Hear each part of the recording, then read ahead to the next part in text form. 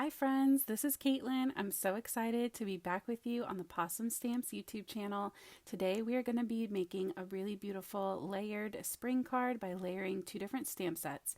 So today I'm using the Sending Hug stamp set as well as Hoppy Easter with this sweet little bear. And then for the background we're going to be doing two separate layers of this Radiant Burst stencil with some Distress Oxide inks. And I just love how this card turned out. So to start out everything, I'm going in with my Sending Hugs stamp set, and we're going to be stamping that envelope with the florals, and I'm putting it a little more to the left of my paper so that way I have room to add the bear so that it's kind of leaning out of the side. You could definitely do this straight up as well. I just thought it would be fun to change it up a little bit and add a little bit of a weird angle or unique angle to it. So then I'm stamping my image again onto a full stick post-it note, and I am just going to fussy cut the edges that I need to so that my bear kind of lines up really easily with that flower and envelope border. So I didn't worry about the left-hand side at all because my bear is not going over there. So you just need to fussy cut out whatever section you are layering your bear on top of. And then I got my bear all lined up where I was happy with it and stamped that down as well. For this kind of stamp where there is a lot of room between the actual stamped lines over its belly, I do like to peel up that section and replace it down to make sure that there's no air bubbles in there that might pick up the ink just in case. So then I also added on that little necklace. I just thought it was so cute and made the bear look a little more prim and proper. So once the necklace was in, I decided to start my Copic coloring. I'm going in with some Y30 markers for these to kind of make them look a little bit like daisies. These kinds of stamp sets are really fun because you can get really technical with them, or you can just let your imagination run wild and color these flowers in whatever way makes you happy. So I went with these Y30s because they definitely have a softer, more buttery kind of look to them. And then for these, I went almost with a poppy kind of feel. I went in with my R20, so I'm using 27, 24, I believe, and 22. Just kind of layering in my darkest color first, adding any shadows to those artist drawn lines and anywhere where one petal would be laying on top of another petal, creating that shadow. And then working in my medium and then lightest shade for that highlight. These flowers are drawn so beautifully, and they kind of really easily tell you where your shadows need to go. And I really love that about this stamp set. You don't have to overthink to make it look beautiful. You can just shade them kind of in whatever way feels natural to you, and they're definitely going to be beautiful. So I decided to jump over to my to my foliage and to see how that was going to make everything look before I decided on my final colors for the center of my little yellow flowers. And so I started out with these bigger green leaves, and I'm just going in with two green shades, kind of emphasizing that vein that runs down the middle, and then going in with my lighter green to blend that out. And at this point, I wasn't sure what color I was going to do for the smaller kind of sprigs that are sticking out of this floral bouquet, but I ended up deciding to make them like lavender. So where the whole thing is a purple color instead of doing green, but you could definitely color these all in green and just use a different green combination. I've done that in the past and it still turned out super beautiful, but I really wanted to bring in a little more color.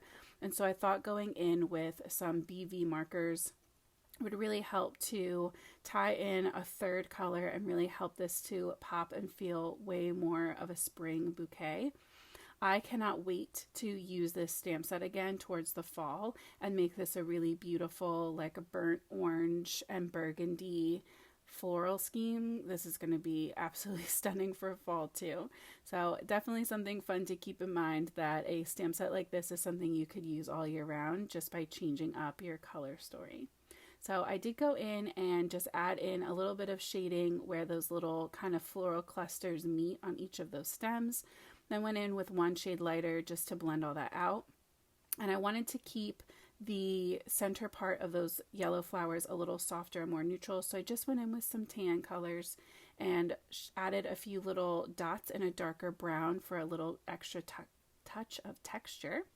And then for my envelope, I wanted to give some shadow under my flowers without making the envelope look like it was a color. I still wanted it to read as a white envelope. So I'm going in with some cool gray markers and just kind of adding in some shadows under the flowers as well as along the edges and where that bottom flap is folded up. And then I use the same shades to color in the necklace, just giving it a little bit of dimension. And just for an extra pop, I added a teeny tiny C shape to each of those with that C5. For my bear, I decided to keep her super soft and neutral as well. I figured if I made her too dark, she would start to pull everything a little more into that fall vibe, and I just was not feeling that. So I went in with my softer E30 markers, and I mostly just shaded in those areas back behind the flowers with the darkest shade, just because there's so little space there. It didn't feel like it needed multiple colors. Then I started going in with that E31 to blend out my darker shade. And this is when it's fun to kind of play with your markers, because that E34 is not a dark marker, but by using it with two shades that were so much lighter, it really does still pop and give me that definition and contrast that I was looking for. I did go in with a few layers of that E30 to make sure that my blend was really soft and smooth. I brought in one super light E marker just to blend out the space on the muzzle to make sure that it was still lighter and contrasted against the rest of the face. And then I colored in her nose just a dark brown. I went in to fussy cut this, and it felt like too much to do a complete right up against the black line fussy cut, so I did leave a little bit of a white border. But I also had a feeling that I was going to use a craft cardstock for my backdrop panel, and so I figured a little white border to help make everything really pop and feel cohesive would not hurt. So I added a tiny little highlight to each eye and a little highlight on the nose, and that is our combined stamp image ready to go. So I decided to use a white card base with a little matte panel of that craft cardstock. So I trimmed that down just so that there would be a tiny little white border all the way around. And I used my image to frame up my stencil placement. I wanted the circular part there, the center of the burst, to go right behind my bear's head. So holding that in place and just adding the tape underneath made that super easy. I went in with this first layer on my Radiant Burst stencil with saltwater taffy oxide ink, just a really soft kind of corally color. And then my favorite thing to do with this style of stencil, and I think it works beautifully with this stencil in particular, is to peel up that layer, which you get that satisfying presentation of it, and then wipe off the extra ink that I have there. I'm not worrying about washing it yet because I don't want it to be wet. So I reline up my image, and then I just tilt it just enough that you can't see those lines anymore. And that way when you go in with your second color, they're perfectly lined up, and it creates this beautiful, that burst effect, but almost like a firework or something, because the layers stacked and staggered next to each other, it just creates a whole nother layer of dimension to this kind of stencil. So I went in with that one with Abandoned Coral for a little more pop and to match those poppy shades, the poppy flowers that I colored in there. So beautiful. Now, because I used oxide inks for my stamping, I did want to use another oxide ink for my sentiment. Sometimes I find that my black ink, my like premium dye inks, do not layer well over top of those oxides, but oxides layer really well over each other to cover each other up. So I did end up going in with Black Soot Distress Oxide just to make sure that my sentiment was nice and dark and visible. Then I glued that panel right down onto my white card base. I just used liquid glue so that I still had some time to shift it around and make sure that everything was nice and straight. You can see I'm pressing instead of like rubbing my panel because I was not positive that my oxide inks were dry yet. So something else to keep in mind if you're not going to let them dry is to make sure you're pressing and not swiping.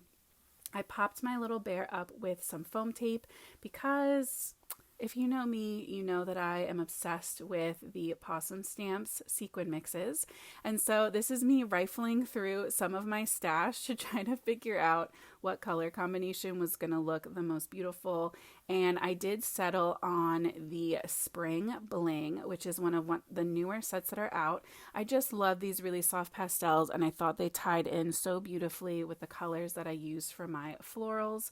So I'm gonna do a couple around, a couple tucked under my image, one on top of my envelope and one up there at the top.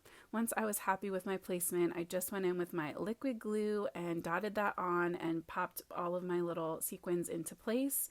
And that brings the whole card together. So I hope you're feeling super inspired to play with your different stamp sets and see how you might be able to layer them to create a new image that's custom to you.